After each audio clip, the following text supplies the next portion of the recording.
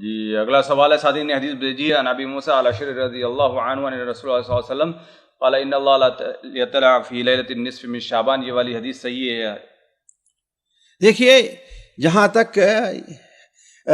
شعبان کے شب کے بارے میں احادیث کے ورود کا تعلق ہے، وہ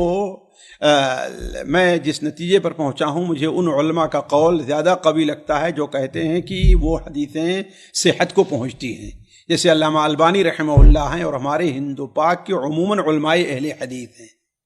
میں علماء کہہ رہا ہوں، عام وہ لوگ جو علماء بنے ہوئے ہیں ان کی بات نہیں کر رہا۔ آج تو اردو پڑھ کر کے بھی لوگ علماء بن جاتے ہیں، لیکن علماء جو ہیں جیسے صاحب تحفۃ الاحوذی ہوں، صاحب عون المعبود ہیں، یا صاحب مرآۃ المفاتیح ہیں، ان تمام لوگوں نے اس حدیث کو قوی اور قابل قبول قرار دیا ہے۔ یا امام اہل حدیث، امام اعظم کہہ لیجئے اس وقت کے علامہ البانی رحمہ اللہ ہیں، وہ بھی بڑی تفصیل کے ساتھ انہوں نے صحیحہ میں بات کی اور اس کو صحیح قرار دیا ہے۔ تو وہ حدیث کی اللہ ان اللہ لیطلع لیلۃ النصف من شعبان فیغفر کل کیا ہے الا مشرک او مشاحن، ہر ایک کو معاف کرتا ہے مگر مشرک اور مشاحن کو، تو یہ دونوں معاف نہیں ہوتی، یہ حدیث صحت کو پہنچتی ہے۔ اور ابن تیمیہ اپنے مجموع الفتاویٰ کی جلد نمبر 23 کے صفحہ نمبر 131 پہ ایک سوال کے جواب میں لکھتے ہیں، ان صلاۃ نصف شعبان، شعبان کی 15ویں رات میں نماز پڑھنے کے والے سے سوال کیا گیا، فاجابہ، تو جواب دیا، اذا صلی الانسان لیلۃ النصف وحدہ، کوئی شخص اس رات میں اکیلے تنہا نماز پڑھے، او فی جماعت خاصہ، یا ایک مخصوص جماعت کے ساتھ نماز پڑھے، کما کان یفعل طوائف من السلف، جس طرح کے سلف کے گروہ یعنی ہمارے اسلاف کیا کرتے تھے، فہو احسن، تو یہ عمل احسن ہے، یہ اچھا ہے، بہتر ہے۔ ابن تیمیہ نے اس بات کو تسلیم کیا، اور غیر مقلدین کے وہابیوں کے علماء نے بھی اپنی کتابوں کے اندر ان باتوں کو مانا ہے کہ یہ رات جو ہے وہ فضیلت والی رات ہے۔ یہ فتاوی اہل حدیث ہے، وہابی غیر مقلدین کا فتاوی اہل حدیث کی جلد نمبر 2 اور صفحہ نمبر 218 پہ مولوی عبداللہ روپڑی نے لکھا ہے کہ شب رات کا روزہ رکھنا افضل ہے، چنانچہ مشکات وغیرہ میں حدیث موجود ہے، اگرچہ حدیث ضعیف ہے لیکن فضائل اعمال میں ضعیف حدیث پر عمل درست ہے۔ مانا کہ شعبان المعظم کی 15ویں جو رات گزرتی ہے اس کے دن کا روزہ رکھنا جو ہے وہ فضیلت والا عمل ہے، کیونکہ احادیث کے اندر موجود ہے، اگرچہ یہ کہا کہ وہ احادیث ضعیف ہیں لیکن بہرحال ان احادیث پر عمل کرنے کو مستحب اور افضل قرار دیا۔ یہ ابن تیمیہ کی کتاب ہے اقتداء الصراط المستقیم، اس میں صفحہ نمبر 626 پہ ابن تیمیہ نے لکھا ہے، ومن ھذا الباب لیلۃ النصف من شعبان، اسی باب میں شعبان المعظم کی 15ویں رات ہے، فقد روی فی فضلها من الاحادیث المرفوعۃ والآثار، اس رات کی فضیلت میں مرفوع احادیث اور آثار صحابہ روایت کیے گئے ہیں، فی فضلها، اس کی فضیلت میں، ما یقتضی انہا لیلۃ مفضلہ، جو تمام آثار و روایات تقاضا کرتے ہیں کہ یہ فضیلت والی رات ہے، وَأَنَّ مِنَ السَّلَفِ مَنْ كَانَ يَخُصُّهَا بِالصَّلَاةِ فِيهَا، اور سلف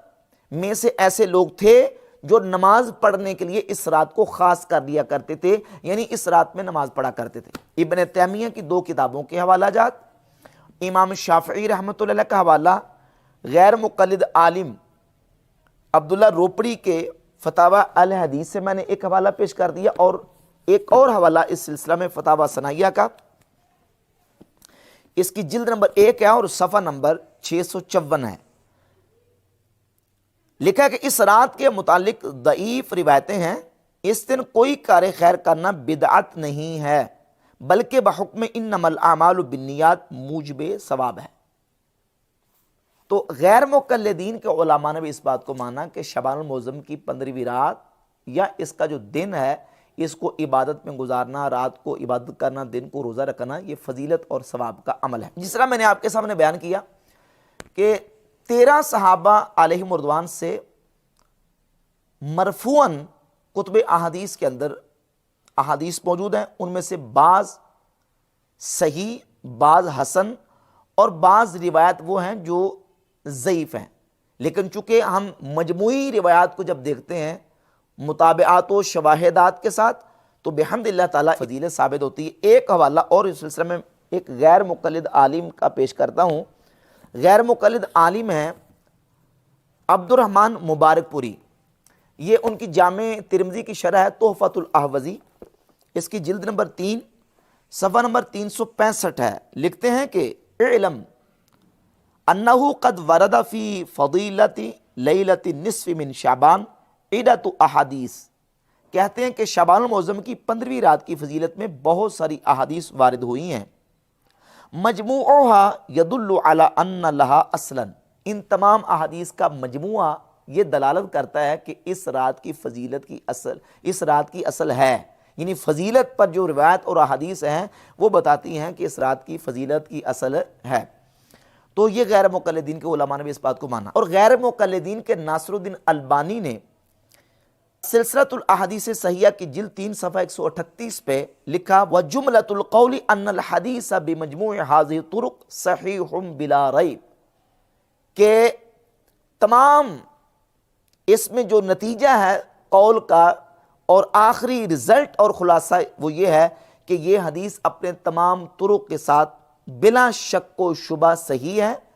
اور جتنے طرق کے ساتھ یہ مروی ہے اس سے کم بھی اگر طرق ہوں تو صحت تو تب بھی ثابت ہو جاتی ہے، اور جبکہ وہ ضعف شدید سے خالی ہو، کما ہوا شان فی ھذا الحدیث، جس طرح کہ اس حدیث کی شان ہے کہ یہ ضعف شدید سے خالی ہے، لہذا اس کے مجموعی طرق کے ساتھ یہ حدیث درجہ صحت کو پہنچتی ہے۔